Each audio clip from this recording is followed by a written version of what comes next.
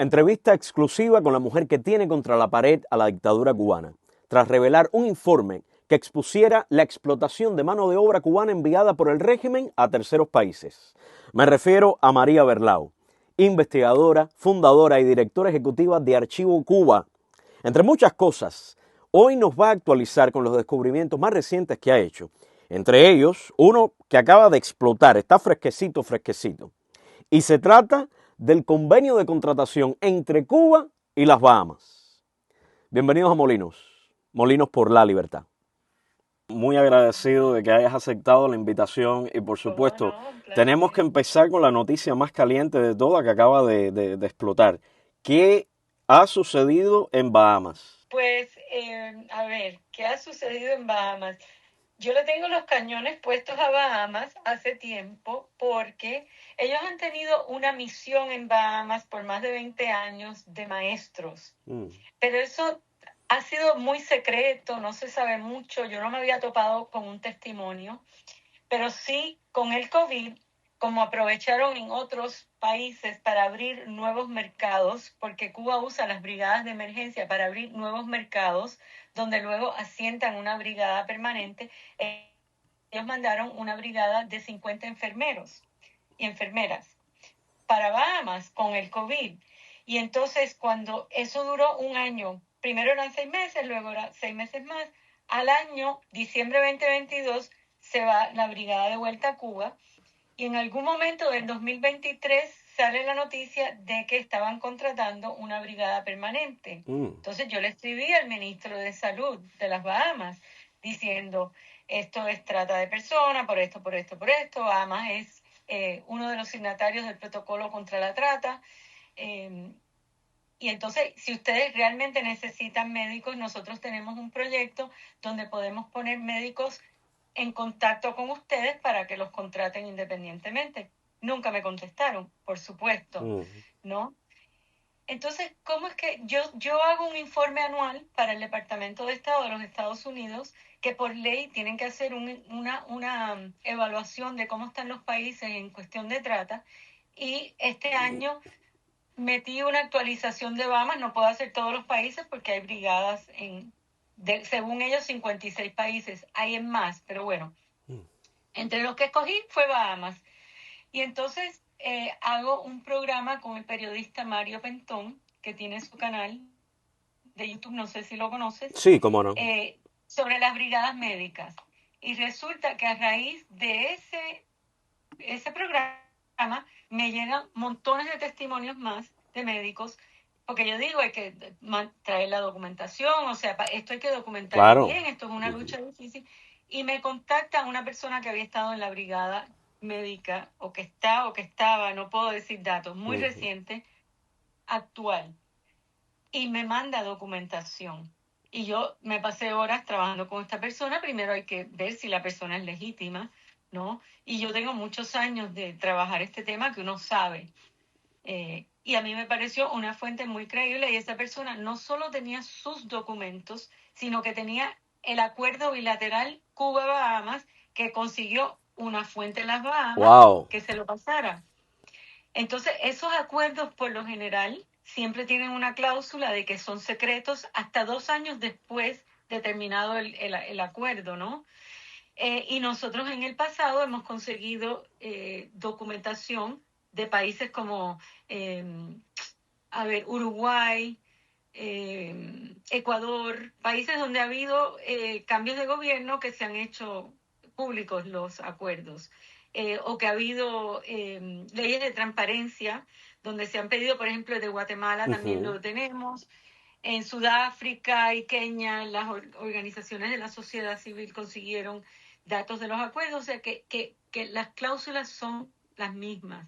Y lo que me mandó él, el documento que me manda esta persona, eh,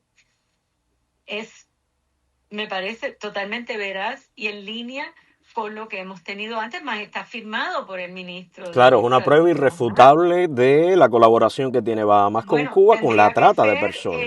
un montaje muy fino de que esta persona se inventara este acuerdo, ¿no? Y entonces yo saqué un informe con fecha del 16 de abril y enseguida explotó la noticia. No sé por qué, porque yo no se la mandé. Yo pensaba mandársela al periódico de las Bahamas que ha cubierto esto, The Tribune, pero alguien se lo mandó. Y entonces ellos, ya estaba la noticia, estaban desmentidos del ministro de Salud de las Bahamas, y entonces hago un programa con Mario Bentón. A ver, ¿cómo fue? Ya, mira, yo estoy en tantas cosas que a veces se me olvidan los detalles de cuántos días han pasado. Bueno, la cuestión es que me salen 3 testimonios más de Bahamas, con documentos, todo, y he estado horas entrevistando a esas personas, testimonios que cuadran, que son veraces con la historia de estos patrones, y entonces sacamos esta mañana otro informe, y yo sí se lo mandé ahí a la prensa de Bahamas, con los testimonios adicionales, y coincidentemente sale un artículo en ese mismo periódico del ministro de Relaciones Exteriores diciendo que el informe inicial de Archivo Cuba, que esos son documentos robados, que no son confiables, que nosotros somos una organización de derecha, aunque hemos estado... yo recibí un premio durante el gobierno de Biden por el secretario de Estado Blinken por el trabajo sobre las misiones, o sea que no pueden decir que esto es una cuestión republicana. No, para nada. Diciendo que esto es un montaje del gobierno de Estados Unidos. Yo no he hablado con nadie del gobierno de Estados Unidos sobre esto. Yo sí le mandé, como acostumbro, nuestros informes. Mira, aquí está saliendo este informe de Bahamas. Nada más. Simplemente está exponiendo lo que ellos están haciendo en otros países con la trata de los Además médicos. que en cierto sentido mi informe es crítico del Departamento de Estado y del gobierno de Estados Unidos porque dice que ellos han tenido estos testimonios porque 2 de las personas que me dieron testimonio fueron independientes una de otra en otros tiempos y dieron su testimonio en la embajada americana porque pidieron visa de asilo que le negaron y en años aparte, ¿no? O sea, la embajada ha estado muy clara y el informe que hace el Departamento de Estados anualmente para el país Bahamas dice que saben que hay un acuerdo con Cuba que probablemente o tal vez está explotando a los trabajadores cubanos y sin embargo le dieron la clasificación 1, que es la mejor, que la tienen solo 33 estados del mundo, a Bahamas, a sabiendas, o sea que mi informe es crítico del Departamento de Estado y le dice, o sea, tienen que imponer sanciones. Entonces, Marco Rubio, el secretario de Estado, anunció el 25 de febrero que se iba a expandir el programa de sanciones de visado de entrada a Estados Unidos a funcionarios de gobiernos que participaran en la trata de los trabajadores de exportación cubanos. Yo no sabía que habían impuesto sanciones bajo ese programa. Hasta donde yo sabía, nunca habían impuesto sanciones. Ya. Pero bueno, menciona ahí a alguien de Venezuela que yo no estaba al tanto. La cuestión es que ellos anunciaron que lo van a hacer, pero hasta el día de hoy no han anunciado los nombres. Y yo le he dicho al Departamento de Estado, y esto es público, ¿no? Lo primero que tienen que hacer es sancionar a los individuos que están firmando los contratos. Claro. Por parte de los gobiernos. No solo a los cubanos que están en la comercializadora, que ahí sí están por nombre y apellido en nuestro informe anual. No los que participan en Antex, que es en Angola, en la comercializadora de servicios médicos, que es la empresa que se inventaron en el 2011 para canalizar estos acuerdos. Entonces, yo no tengo ninguna componenda con el gobierno americano ni nada. Nosotros escribimos a los distintos gobiernos que podemos, porque este trabajo se hace sin fondos, sin grants, o sea, por amor al arte, vamos a decir, por amor al pueblo cubano, porque es una indignación cada vez que yo entrevisto a un médico, a un enfermero, y me cuentan las cosas que están viviendo los cubanos en estas misiones. Es horrible. Usted lleva desde hace ya un buen tiempo, lleva un trabajo de investigación, es fundadora de Archivo Cuba. ¿Qué cosa es Archivo Cuba? Archivo Cuba se funda oficialmente en el año 2000. Se concibió como un proyecto, nuestro proyecto inicial, y que sigue siendo un proyecto súper importante, es el proyecto de Verdad y Memoria, cuyo fin era documentar el costo en vidas de la Revolución Cubana, empezando con el gobierno de Batista y por todos los lados del espectro político. Nosotros tenemos una base de datos que está en el internet, en archivocuba.org, está en inglés y español el proyecto, donde llevamos una cuenta de los casos que hemos logrado documentar de muerte o desaparición atribuibles a la revolución. En el caso de los que atribuimos al régimen cubano, tenemos como 8.000, 7.000, 8.000 casos. No pude hacerte esta mañana un cuento porque nosotros vamos a publicar pronto el informe que está ya pasado de tiempo del 2024, porque no tengo los recursos para hacer tantas cosas, para ver cuántos exactamente, pero el número, este informe, el que entra a esa base de datos puede sacar el informe, puede ver cuántos casos hay, puede entrar a los casos y está online tal como lo estamos trabajando. Y hay una persona que trabaja en esa base de datos, estamos diariamente editando, poniendo más casos. Lo que sí saqué rápido fue, a partir del 2021, tenemos casi 350 casos que hemos documentado atribuibles al Estado. Tiene que haber muchos más porque lo que está pasando en las cárceles cubanas es terrible, pero no hay información. Sí. Pero sí hemos podido documentar 50 casos de ejecuciones extrajudiciales desde el 2021 hasta acá, que es significativo. Sí. Son muertes principalmente por agentes de la policía, agentes del Estado. Algunos son opositores, la mayoría no. La mayoría son civiles que sean atacados por la policía o por las fuerzas de orden, ¿no? Que eso es un crimen, se considera un crimen, un asesinato extrajudicial cuando es cometido por un agente del Estado. Increíble. Como ahora que usted mencionó hace unos minutos atrás, usted mencionó el asunto de las sanciones. Cuando usted conoció la noticia, ¿cómo la cogió? ¿Qué le pareció para usted el asunto de las sanciones o la decisión sobre las sanciones? Me pareció, por fin, van a hacer algo concreto, ¿no? Porque que esto tiene una historia muy larga. Tú me preguntabas qué es Archivo Cuba y déjame insertar lo de los médicos en Archivo Cuba. Nosotros comenzamos con este proyecto de Verdad y Memoria y en el año 2009 yo soy más bien de corte académico. A mí me gusta la investigación, la academia, más que todo eso es mi mundo.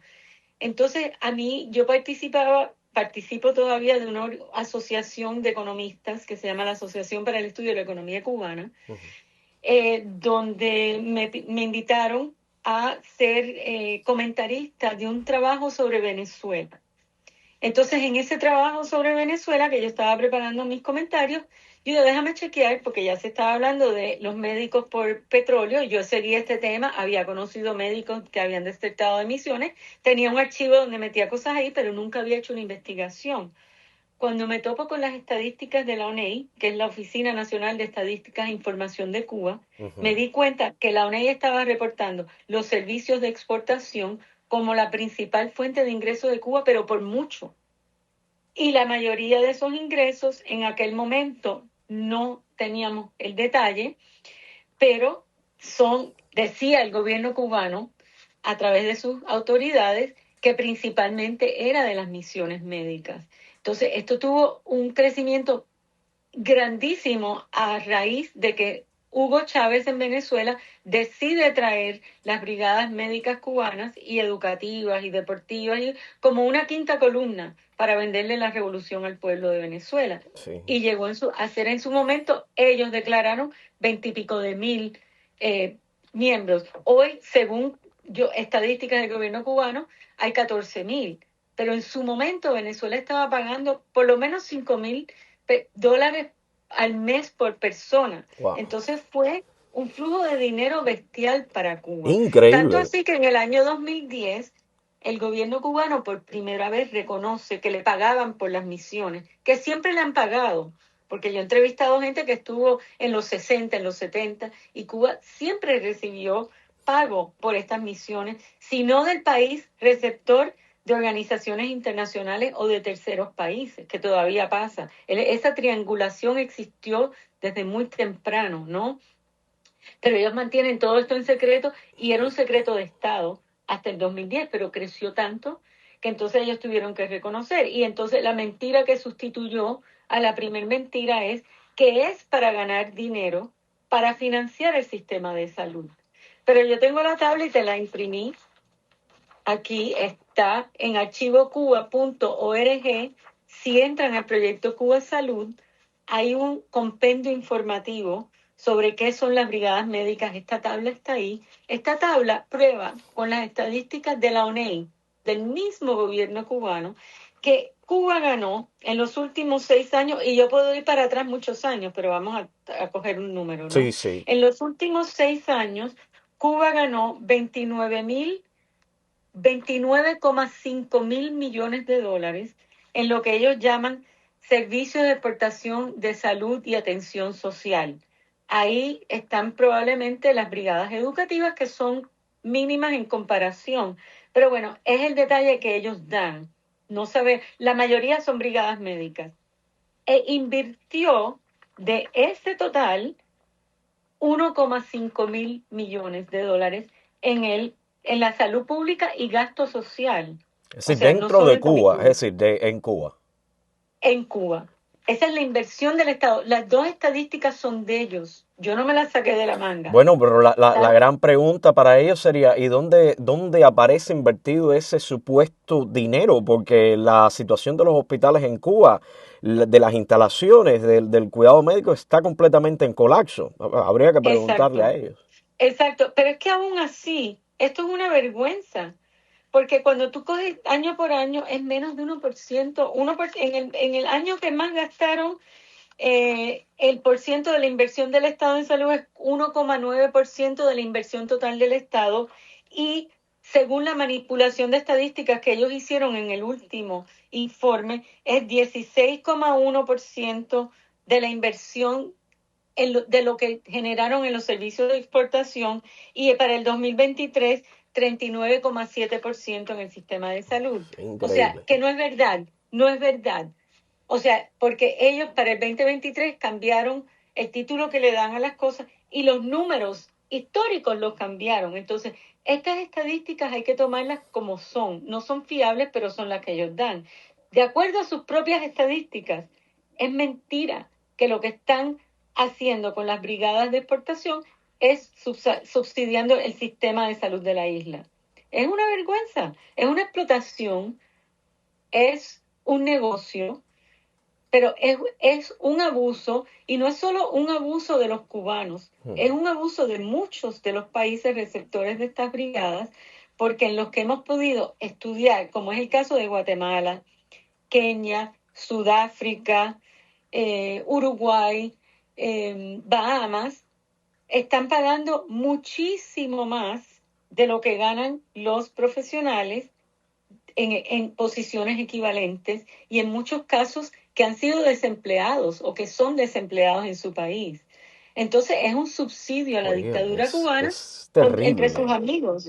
Es terrible, es terrible. Es decir, expulsan o una persona, un profesional de la salud en estos países se ve desplazado de su trabajo y el complot total al final es contratar, llevar mano de obra cubana pagándole menos dinero. Bueno, el dinero que se trae el gobierno cubano y que luego le da la migaja a estos profesionales de la salud. Exacto. Increíble. Mira, o sea, es difícil decir, porque esto es un esquema muy grande, abarca muchos países.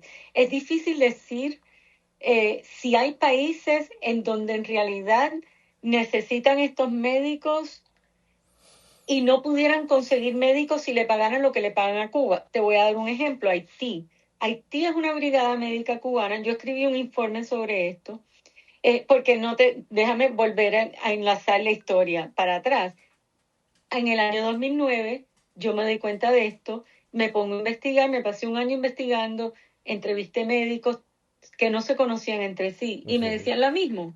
O sea, había un patrón aquí hay un esquema, esto es un modelo y esto funciona así. Entonces, en el año 2010 yo publiqué el primer trabajo mío, que era sobre la brigada médica en Venezuela.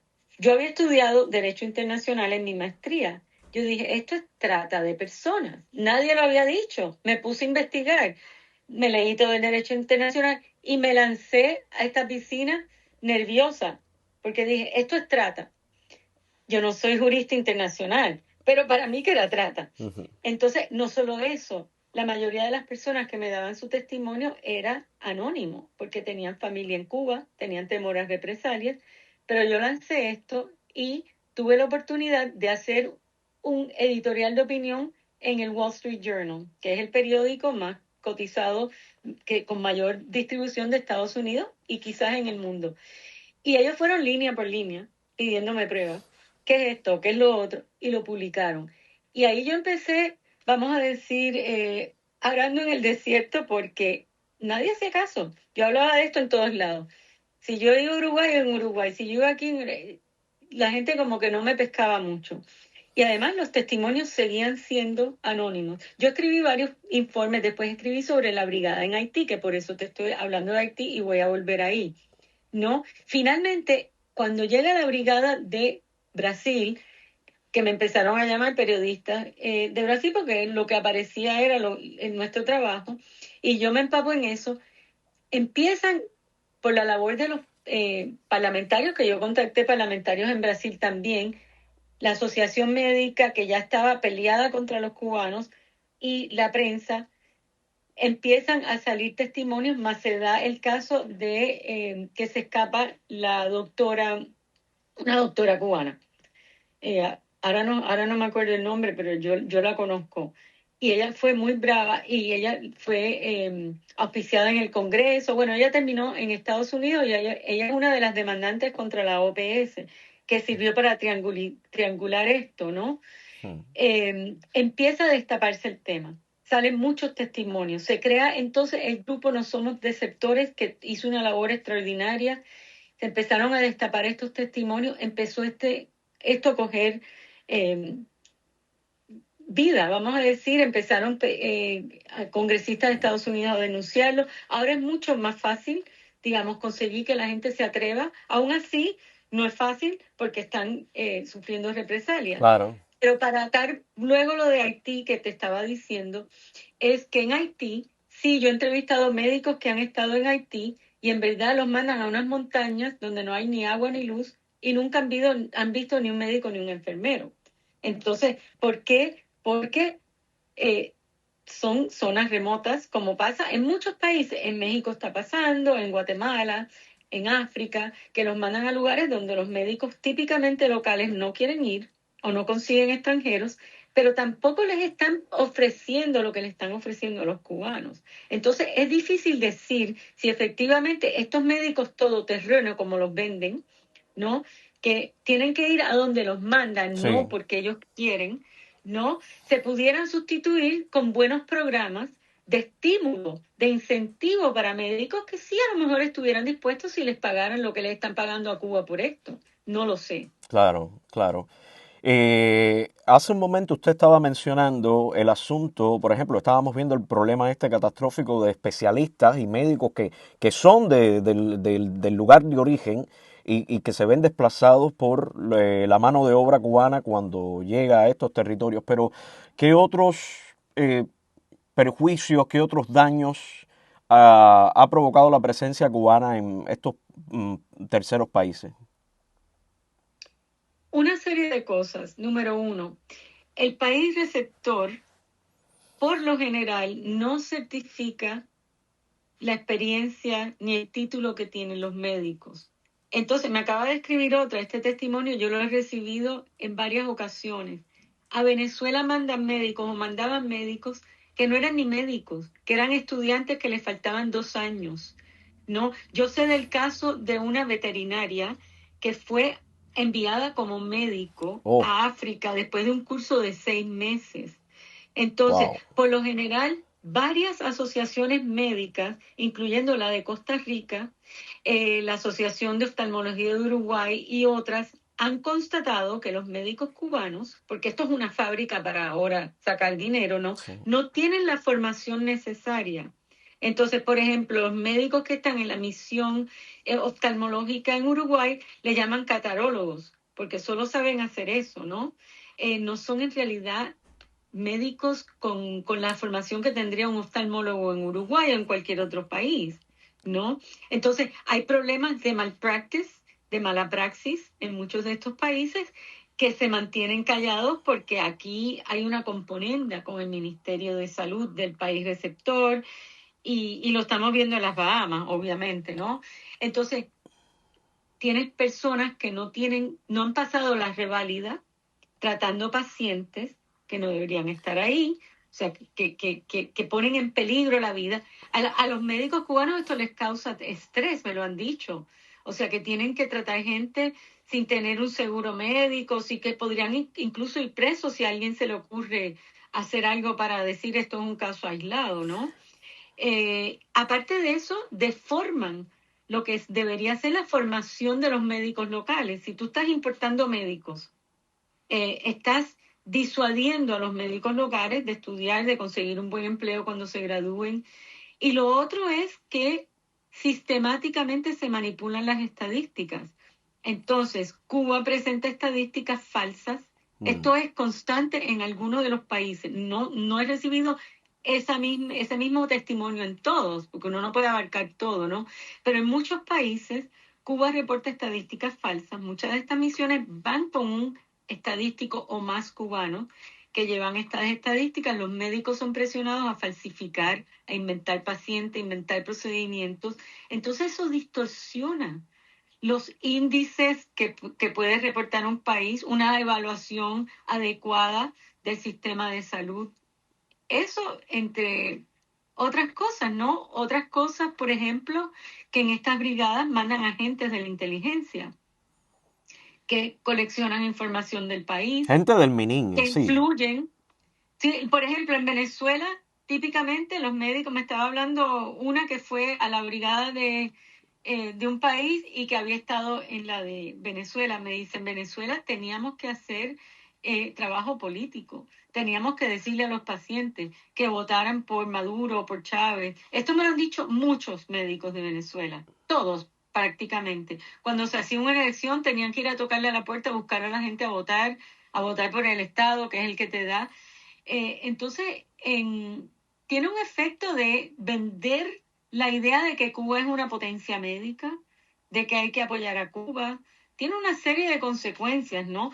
Son votos en Naciones Unidas y organismos internacionales que van a favor de Cuba, porque eso es un elemento de enganche, especialmente en países pobres, donde no tienen gente que llene estas plazas.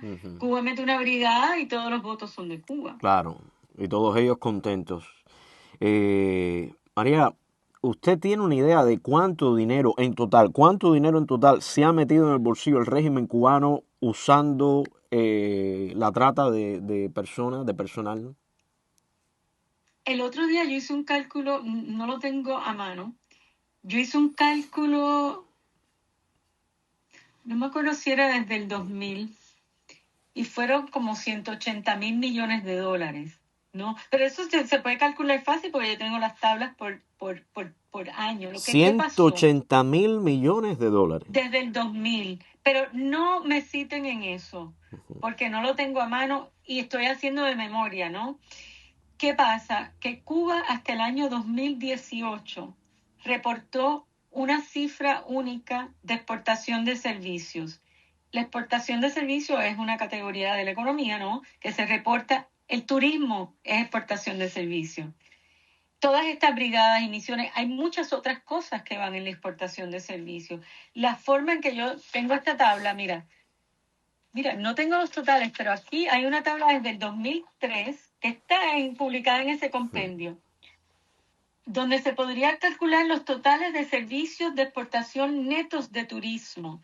Yo creo que de ahí fue que yo saqué, no son 180.000. Podría ser, tendría que calcularlo, ¿no? Pero ahí hay que imaginarse que 1% son los servicios médicos, ¿no? Pero ¿qué pasó? A raíz de el informe de la ONEI, el Anuario Estadístico del 2018, Cuba empezó a informar esta categoría que le llaman Servicios de Salud Humana y Atención Social, que son las brigadas de atención, digamos, pero ahí pueden estar los deportistas, pueden estar las brigadas educativas, pero claro, principalmente las médicas. Entonces, ahí sí tenemos el cálculo, por eso es que yo te puedo decir que desde el 2018 al 2023, el cálculo exacto es 29,5 mil millones de esa categoría. Entonces, pero eso es lo que reporta Cuba. no quiere decir que es verdad. Claro, podemos imaginar que, claro, estos números están manipulados, es decir, puede ser una Por cantidad supuesto. mucho más grande todavía de la que ellos están publicando. Bueno, Sí, fíjate, una cosa que es importante destacar, porque el compendio yo doy algunos ejemplos, yo sigo este tema hace años, ellos no coinciden ni en los números de brigadas, ni en el número de países, ni en el número de integrantes. Entonces, en 2 meses tú puedes tener al ministro de Salud, al primer ministro, al ministro, diciendo cosas totalmente distintas sobre el número de integrantes de la brigada, países y demás. Es una cosa insólita. Entonces, no sabemos en realidad. bueno, hay una cosa muy curiosa. Yo conozco una doctora de Cienfuegos que ella estuvo, si mal no recuerdo, creo que estuvo en Bolivia. Y ella me contaba de que habían como 3 profesionales, pero los hacían pasar como si hubiesen 100 profesionales atendiendo a miles y a miles de pacientes, cuando en realidad solamente Así es. habían 3 personas. Es decir, son números inflados, números manipulados que Sí. es muy complicado seguirle No, la... a veces es irrisorio. No ve las cosas de Cuba. Ellos, según ellos, han atendido a una cuarta parte del planeta Tierra. O sea, el número de intervenciones da risa. Pero lo increíble es que funcionarios de gobierno de países, de organizaciones internacionales y medios de prensa citen esas estadísticas sin preguntar, sin decir, espérate, esto no tiene sentido. Es increíble. Mira, en Bolivia hay un caso bien interesante ahí. La Brigada de Bolivia, cuando vino un cambio de gobierno, que se fue Evo Morales, o lo sacaron, bueno, lo que pasó en Bolivia, el nuevo gobierno dio conferencias de prensa incluso para demostrar que los supuestos médicos, la gran mayoría de la brigada que estaba ahí, si mal no recuerdo eran 700 y pico, la gran mayoría no eran ni profesionales médicos, ni enfermeros. Dios mío. Estaban allí haciendo política, eran agentes, no sé en qué estaban, pero no estaban en eso. Y estaban validados en el país como parte de la brigada médica. Ahora mismo La Habana está maniobrando para comprarle el silencio a todos estos médicos. ¿Siguen teniendo miedo los profesionales sanitarios que escaparon de sus contratos de compraventa? ¿Siguen teniendo temor?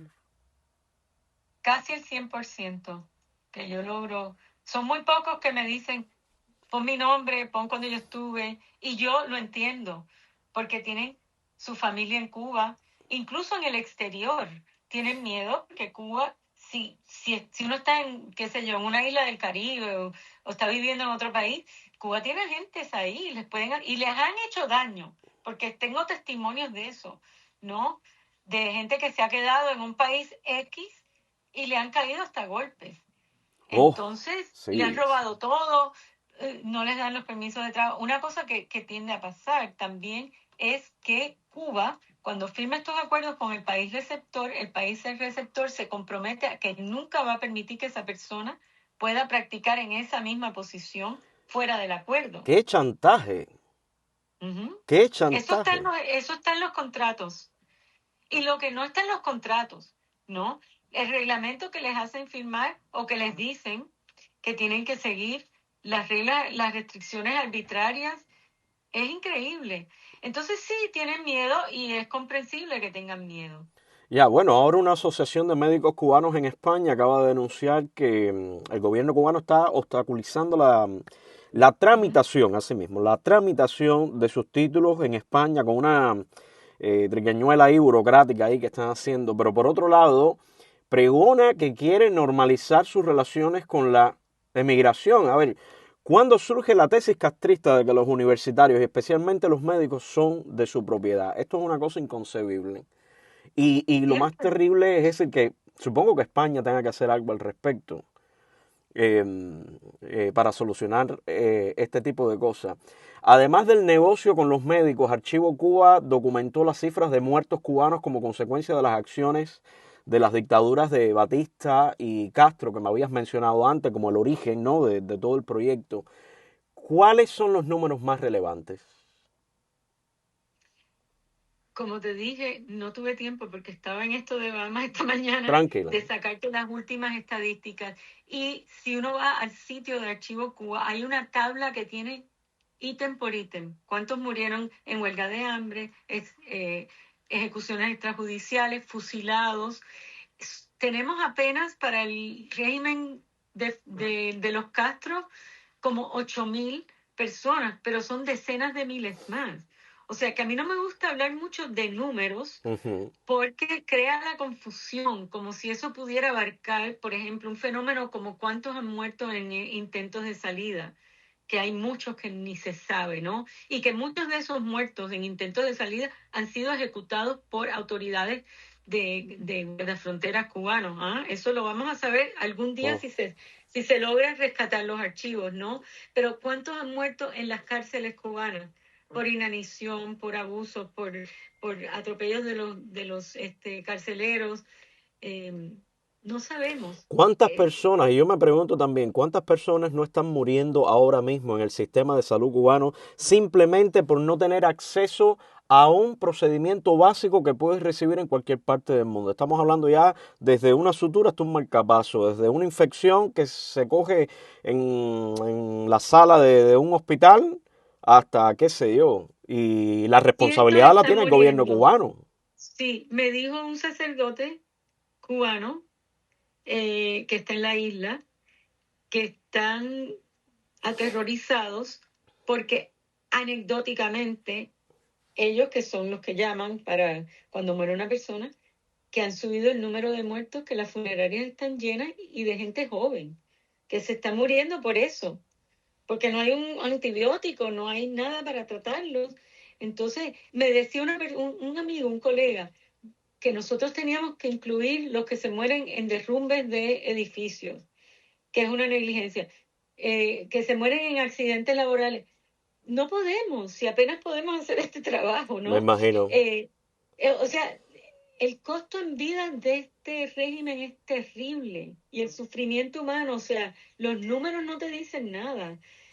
Yo hago este trabajo porque cada vez que yo entrevisto a una persona, que conozco a una persona que me cuenta su vida, aunque no la haya matado a nadie, hay que seguir, porque no se puede tolerar esto. Claro, es terrible, terrible, terrible. Terrible, Y es terrible. una cosa increíble, maravillosa también que una persona como tú dedique su tiempo, su intelecto para poder registrar cada uno de estos datos, de estas estadísticas, de esta situación que está viviendo el país en este momento.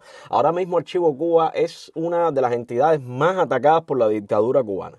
¿A qué atribuyes esa distinción? Aunque bueno, ya lo sabemos ya, pero bueno, ¿a qué atribuyes tú esa enorme distinción que te hace la dictadura? Sí, fíjate, es curioso. Ellos antes nunca nos mencionaban, nunca, nunca, nunca nos atacaban, nunca. No sé por qué. Recientemente, wow, han enfilado los. Yo creo que porque nuestro trabajo es serio, es creíble, es objetivo, porque a mí no me gusta sensacionalizar nada. Y yo creo que eso les duele, ¿no?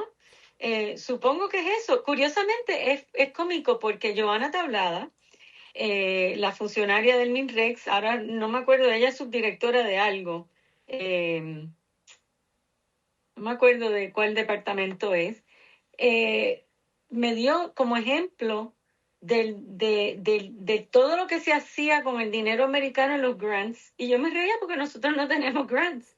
Entonces es absurdo, o Es decir, sea, usted no recibe ni un centavo del gobierno estadounidense. ni un centavo. Nosotros tuvimos por 4 años, Archivo Cuba está en existencia desde el año 2000, ¿ah? Por 4 años del año 2015 al 19, 4 años recibimos un grant de la NED, National Endowment for Democracy, de $90,000, que para nosotros fue ganarnos la lotería. ¿Qué no hicimos con eso? ¿No? Y los quitaron el grant porque no podían medir el impacto, una estupidez de esa, que no tiene sentido. Y bueno, nos liberaron de esos informes que eran kilométricos y yo decía, pero por $90,000 nos están tratando como si nosotros tuviéramos un grant de $1,000,000. Los informes eran increíbles. No, y esto y lo otro, en fin, terrible. Pero bueno, volviendo al caso. Mira, para mí es un honor poder hacerlo pro bono. Es un privilegio. No es fácil, ¿ah? Pero no se compara lo que yo sacrifico en esto, que es una obsesión que me consume los 7 días de la semana, yo no sé ni cuándo hay vacaciones, por liberar a este pueblo cubano. No se puede comparar con el sufrimiento que ha sufrido este pueblo, tanta gente que está ahí ahora, ¿no? Que le han matado a un familiar, que le han, como me dijo un muchacho que me encontré en Berlín, que le desgraciaron su niñez y su juventud.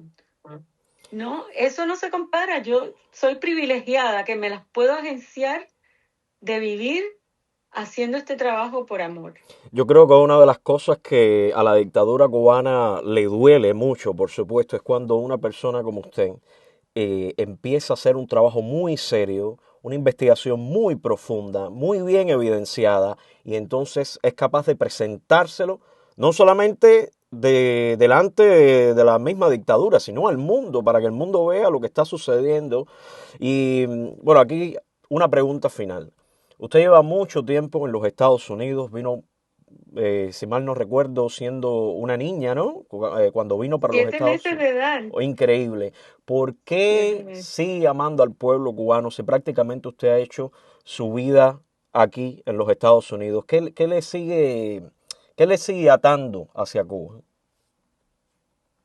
Mira, yo creo que es genético, para empezar. Yo me he preguntado esto. Mi padre peleó en la Sierra Maestra contra la dictadura de Batista. Luego, cuando llegó el gobierno, dijo, yo no puedo tolerar esto no fue por lo que yo luché por la libertad, por la Constitución, por la democracia, las elecciones. Se viró y murió en Bahía de Cochinos. Y el gobierno fue muy cruel con mi familia, que ni confirmó la muerte, ni devolvió el cadáver, ni nada. Y mi madre vivió marcada por eso toda su vida. Bueno, ¿qué te puedo decir? Eso no se puede describir. El sufrimiento de mi abuela, de mis tíos, de esa cosa devastadora que viven las familias que además tuvieron que dejar Cuba sin nada, empezar otra vez, todo el mundo regado por todos lados, los primos pequeños llegando solos, un desastre que fue eso. Entonces yo creo que yo lo tengo en la sangre porque además mis antepasados lucharon contra España por la independencia de Cuba. Yo supongo que hay algo de eso en el carácter de una persona, donde mi madre también fue del 26 de julio antes de conocer a mi padre. Ella venía de una familia muy acomodada de La Habana y también se dedicó a sacar la dictadura de Batista. Entonces yo creo que uno tiene eso en los genes un poco. Pero además desde que yo nací estoy en esto. O sea, me rodeó toda esta vorágine. Y por suerte, tuve la suerte de poder vivir en Puerto Rico de niña. Por eso también yo hablo con acento puertorriqueño. Mucha gente me dice, pero tú Un eres poquito cubana. lo sentí por ahí Sí, un sí, sí. poquito. Porque yo viví desde los 9 años hasta los 17 que me fui a la universidad en Puerto Rico. Y fue un bálsamo. Porque donde yo viví no había cubanos. Y fue muy, muy bueno para nosotros. Pero tan pronto yo llegué a la universidad en Georgetown, yo empecé otra vez. Todos mis trabajos eran sobre Cuba. Eso estaba en mí. Entonces, yo creo que me apasiona, o sea, mi padre dio su vida por eso, yo vi el sufrimiento en mi familia, los amigos, y digo, si yo puedo, ¿por qué no? Mientras yo pueda, lo voy a hacer, ¿no? Entonces, no es que no, el trabajo de Archivo Cuba, por supuesto que no es perfecto, puede tener equivocaciones. Lo bueno es que nosotros sí tenemos algo mal, se corrige. O sea, Claro. aquí está la información. Esto es una guerra asimétrica. Nuestra arma es la información, es la verdad tal como la conocemos. No, porque no podemos decir nunca que somos 100% dueños de la verdad. Pero se hace con amor, con buena intención y con rigor. Que eso es un arma muy poderosa para combatir una dictadura que tiene todos los recursos del Estado a su favor Sí. y tantos otros reclutados por décadas en otros países, ¿no? Increíble. María Berlao, muchísimas gracias por darme la oportunidad de entrevistarte y ponernos en Muchas gracias. conocimiento de tu trabajo, tu labor científica y nada, muy agradecido por su tiempo. Un placer, un El- placer. Te felicito a ti por tu gran programa, los que he visto, excelente. Y todo lo que tú haces. Muchísimas gracias.